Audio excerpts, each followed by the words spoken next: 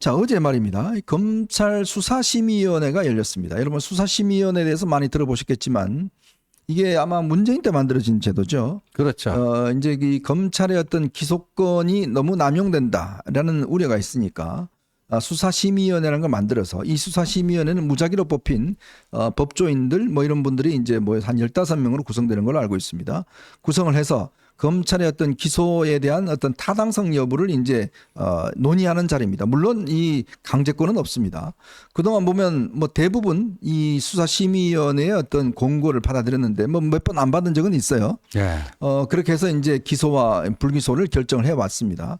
근데 지난번에 김건희 여사에 대한 기소 문제에 대해서는 만장일치로 일단 불기소 쪽으로 결정을 내렸어요. 그렇죠. 근데 어제 최재형 목사에 대해서는 8대7로 기소 의견이 내려졌습니다. 예, 기소 의견이 내려졌는데, 그러니까 수심이라는 게 일정한 그 법률 전문가들 풀이 있어가지고 한 200~300명 된다고 그러죠. 거기서 무작위로 한 15명씩을 이렇게 추려가지고 어떤 사안에 대한 판단을 받아보는 건데, 어제는 8대7로 되는데 참 재밌는 광경이요. 이 최재형은 자기가 그 어떻게 보면 청탁 금지법에 저촉이 되면 자기도 기소가 되잖아요. 네네. 자기는 아니라고 해야 되는데 그렇죠. 맞다라고 한 거예요. 제가 청탁한 거 맞다. 그러니까 청탁금지법 위반으로 나를 기소해 달라. 최재형은 그런 입장이고요. 네. 근데 오히려 검찰은 아니야. 너 청탁금지법 위반 아니야. 검찰이 이래버린 거예요. 그러니까 완전히 모양새가 우습게 돼버린 거예요. 네. 완전히 모양새가 우습게 돼버리고, 그런데 어제 이제 최재형 측에서, 최재형 본인은 안 나오고 아마 그 변호인이 나왔나 본데, 김건희 여사하고의 그 접촉 과정에 있었던 여러 가지 새로운 물증들, 네. 뭐 녹취, 뭐 동영상 뭐 이런 걸 갖고 나와서 했는데, 아무래도 이제 이 수사심의위원회에 오는 분들은 어디 묶이는 사람들은 아니잖아요. 네. 좀 외부에서 전문가들 좀 자유롭게 하다 보니까 좀 더 국민 눈높이에서 저거는 이 기소하는 게 맞다. 이렇게 한 건데, 참 이래서 검찰이 깝깝해졌어요.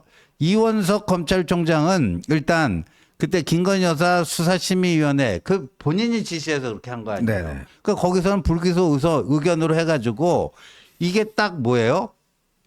그러니까 검찰 수사 결과와 수심의 결과가 일치했으니까 그거를 그냥 매듭 짓고 자기는 가려고 하는데 기습을 당한 거예요. 그렇죠. 최재형이 또 수심이 저 신청을 하면 받아줘야 되잖아요. 네네. 그런데 이번에 상반되는 결론이 나온 거 아니에요. 네. 이런 것도 좀 아쉬움이, 저거를 처음부터 그냥 통합해서 했으면 어땠을까 하는 생각도 드는 네네. 거죠. 맞아요. 네, 통합해서 네. 이걸 따로따로 하다 보니까 이런 사달이 나잖아요, 지금. 제가 전반적인 큰 느낌은 그렇습니다. 이게 저는 이 최재형 목사 이름 붙이고 싶지 않습니다. 네. 이건 목사님들에 대한 명예훼손도 해당될 그럼요. 수도 있는 것 같아서 최재형이라는 작자가 사실 여러분 다 아시겠지만 뭐 거의 종북 목사 그렇죠. 뭐 이 네. 역할을 해왔지 않습니까? 뭐 사실 목사란 이름으로 북한에 가서 뭐 여러 가지 또 이 북한의 고위 당국자 만나고 미국에서 종북 활동을 해왔던 사람이에요. 네. 어떻게 이런 사람이 대한민국 정치를 이렇게 흔들어 버릴 수 있을까? 좀 더 뿌리 깊게 가자면, 이건 뭐 저의 뇌피셜입니다만은 좀 더 뿌리 깊게 가자면 바로 이 지금 이런 자가 한다는 것은 그 배후에 뭐가 있을까라는 데 대한 글쎄요. 의문이 솔직히 있어요. 글쎄요. 이렇게 대한민국 정치가 허술한가?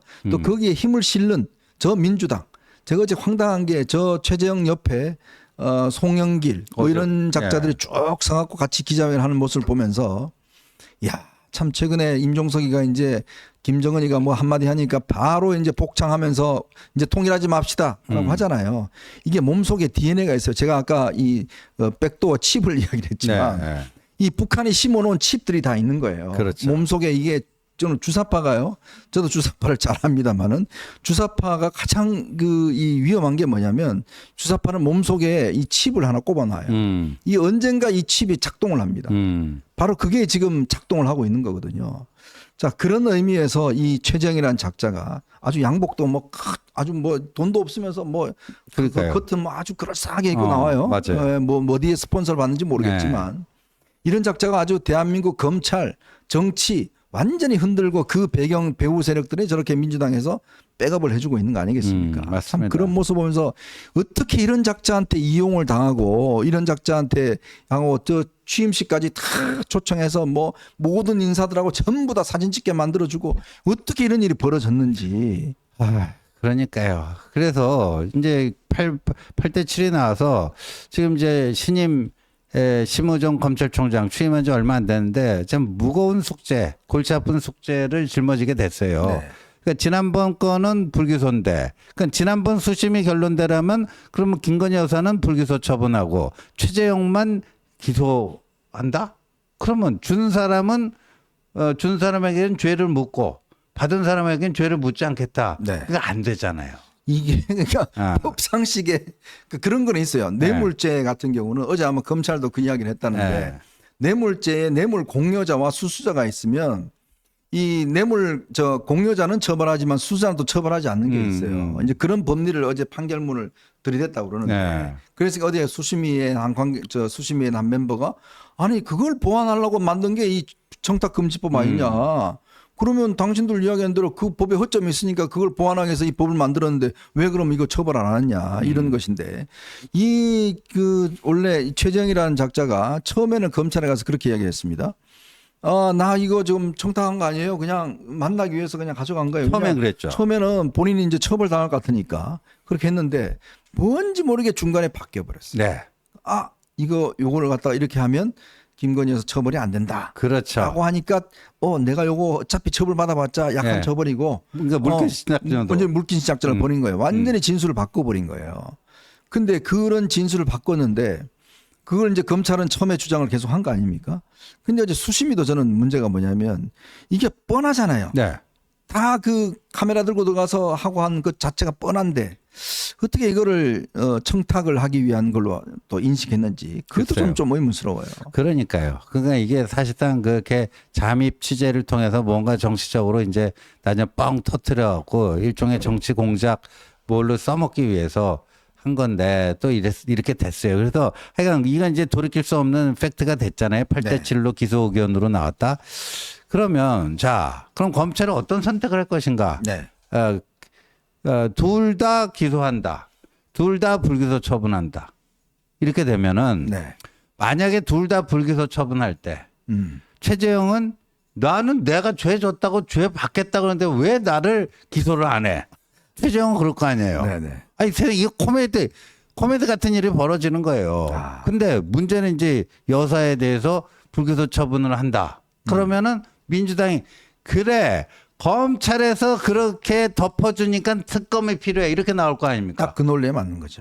그러면 이제까지의 김건희 여사 관련된 특검은 하도 황당무계한 정치 공세 이런 거여갖고 그 여론의 그 지지를 받기도 쉽지는 않았고 네. 또 이제 108명 이게 열세 의석이지만 나름대로 그거를 지켜낼 수 있었어요. 큰 이탈 없이. 그런데 이게 이렇게 되버리면 민주당 특검론이 좀 탄력을 받게 되잖아요. 아니 그 걱정이요. 30일 날 이제까지 아마 대통령이 재의혹을 할 것 같은데 예. 그래서 다시 들어오면 자칫하면 이게 지금 통과될 수 있는 가능성도 저는 없지 않다고 봐요. 그렇죠. 왜냐하면 이게 지금 쌓여가는 거잖아요. 예. 지금 아까도 우리 말씀드렸지만 지금 도이치모터스 같은 경우도 지금 뭐 통화했다는 기록이 뭐 나왔지 않습니까? 그렇죠. 이종호하고. 예. 그동안 한 번도 연락한 적이 없다고 그랬는데. 10년 동안 최근 10년 동안 도이치모터스 주가 조작에 관여한 이종호하고는 일체 연락 뭐 제보공작 그 인물 아닙니까? 두절돼 있었다. 그런데 뭐 그때 왜 그 멋쟁 해병 네. 카톡방에서 무슨 그 임성근 해병대 사단장에 대한 구명 로비 어쩌고저쩌고 VIP 혜택 얘기해서 그냥 임성근 사단장 머물 수 계속 그 자리에 있도록 할 수 있다. 이게 그걸 반박하는 과정에서 나왔잖아요. 네, 그렇죠. 김건희 여사하고는 최근 10년 동안 이종호하고는 아예 연락 자체가 없었다. 근데 드러났어요, 검찰이. 2020년 수십 차례 했다. 네, 뭐 40차례인가요? 수십 차, 40여 차례 했다. 이게 검찰이 이거 확보를 했다라는 거 아니에요. 네. 그러니까 이른바 이제 그 김 여사 측의 해명이 그게 거짓으로 드러난 거예요. 근데 뭐 그 전화로 다른 직원하고 통화했다 이렇게 또 해명하더라고요. 예. 그 말이 됩니까 그게? 그래서 이런 것들 이제 하나 둘씩 누적돼 나가면 근데 이것도 불기소 처분하고 도이치모터스 그것도 지금 그 비슷한 그 주가 조작의 계좌가 이용된 손모 씨 네. 1심에서는 무죄였는데 얼마 전 2심에서 이제 집행유예가 나온 거 아닙니까? 그렇죠. 전주죠. 네, 전주.